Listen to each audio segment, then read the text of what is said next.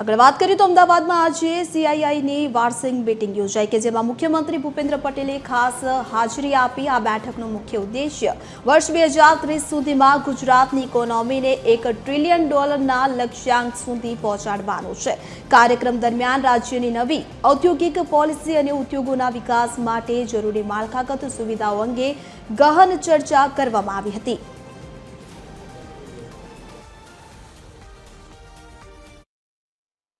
સારો ટોપિક ગુજરાત માટે એ છે કે 2030 સુધીમાં 1 ટ્રિલિયન ઇકોનોમી ઉપર જવું છે અને એ જવા માટે કેવી રીતે આગળ વધવું એના માટે આપ સૌનું ચર્ચા વિચારણાના અંતે તમે જે